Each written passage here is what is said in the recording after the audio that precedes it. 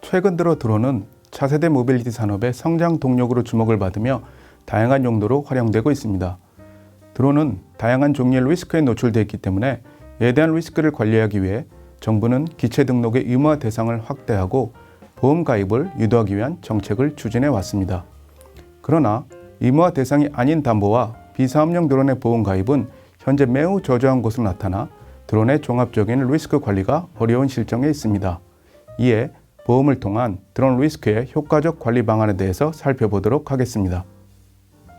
드론 산업은 미래 성장 동력으로 다양한 첨단 기술과 부가가치를 창출할 것으로 기대되고 있으며 현재 드론은 농업, 군사, 방송, 레저 보안 등 여러 분야에서 광범위하게 활용되고 있습니다.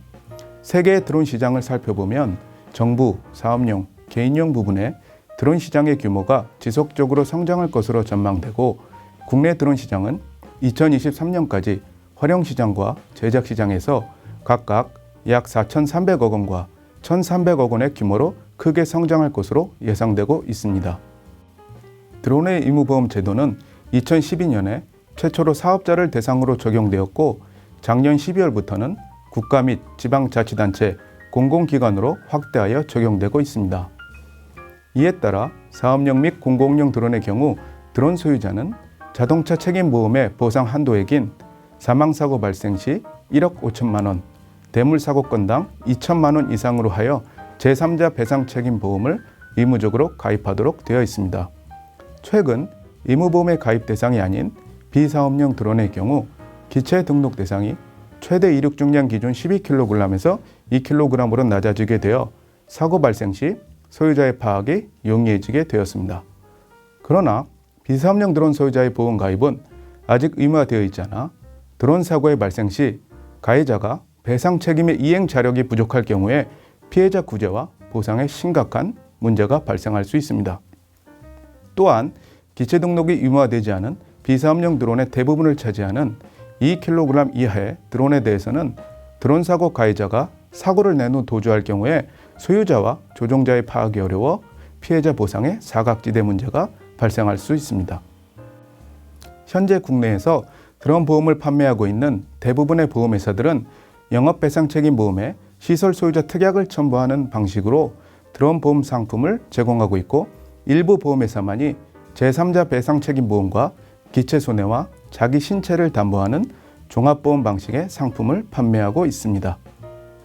드론 보험에 가입한 보험 계약자의 수가 매우 적은 관계로 보험회사들은 많은 리스크에 노출되어 보험료의 상당한 안전 할증을 부과함에 따라 현재 드론 보험의 계약자들은 실제 위험에 비해 높은 수준의 보험료를 부담하고 있습니다. 또한 현재 국내의 드론 보험은 드론 사고의 경험 통계 실적이 적은 이유로 계약자의 도덕적 해이를 방지하기 위해 계약자에게 높은 자기 부담금을 적용하고 보험회사가 지급할 한도액을 제한하고 있어 보험 계약자가 감당해야 할 리스크가 매우 큰 상태에 있습니다. 드론의 운용으로 인해 발생하는 리스크의 효과적인 관리를 위해서는 먼저 드론 사고의 피해자 보호와 구제를 위한 재무적 방안으로서 드론 보험의 장점을 적극적으로 홍보해야 할 필요가 있습니다. 만약 보험에 가입하지 않은 비사업용 드론에 의해 사고가 발생한 경우 피해자는 민법 제750조 불법 행위의 내용을 적용하여 손해배상을 받을 수 있습니다. 하지만 피해자가 드론 소유자를 파악하더라도 사고 책임을 제대로 입증하지 못한 경우에는 손해배상을 받는 것이 어려울 수 있습니다. 그러나 드론 소유자가 보험에 가입하고 있을 경우 과실 여부와는 상관없이 피해자는 보험회사에 보험금을 신청하고 지급받아 치료나 복구에 활용할 수 있어서 신속한 피해자 보상이 가능하다는 장점을 가지고 있습니다. 다음으로 현재 보험 가입이 의무화되지 않은 비사업용 드론에 대해 제3자 배상 책임에 대한 보험 가입을 의무화하는 방안을 검토할 필요가 있습니다. 이를 위해 국내 다른 의무보험 대부분이 대물 1억 5천만 원, 대인 2천만 원으로 제3자에 대한 손해보상 한도액을 정하고 있으므로 이를 준용하여 비사업용 드론의 보상 한도액을 정하는 방안을 고려할 수 있습니다. 그리고 의무보험금에 대해서는 보험 계약자가 배상에 대해 자기 부담금과 리스크 공유 조항을 적용하지 않음으로써 보험의 리스크 전가 기능을 제고할 필요가 있습니다. 마지막으로 보험회사들은 드론 소유자가 드론과 관련한 리스크를 종합적으로 관리할 수 있도록 다양한 보험 상품을 개발할 필요가 있습니다. 현재 미국, 일본, 중국 등 해외 보험회사들은 종합보험 방식의 드론 보험 상품을 제공하고 비행시간만큼 보험료를 부과하는 Pay as you fly와 같은 비행시간 연계 보험도 판매하고 있습니다. 따라서 국내 보험회사들도 제3자 배상책임보험뿐 아니라 드론과 관련된 다양한 위험을 보장하는 종합담보 개념으로 드론 보험 상품을 설계하여 판매할 필요가 있습니다.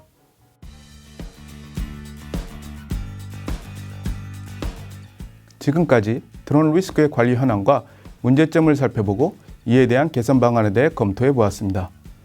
최근 드론 사용의 증가로 인해 드론 사고 시 제3자에 대한 피해가 일어날 가능성이 커짐에 따라 보험과 같은 재무적 방법을 통한 리스크 관리의 중요성이 부각되고 있습니다. 따라서 향후 정부와 보험회사들은 드론의 운용으로 인해 발생하는 리스크의 종합적인 관리를 위한 방안을 적극적으로 마련할 필요가 있다고 생각됩니다.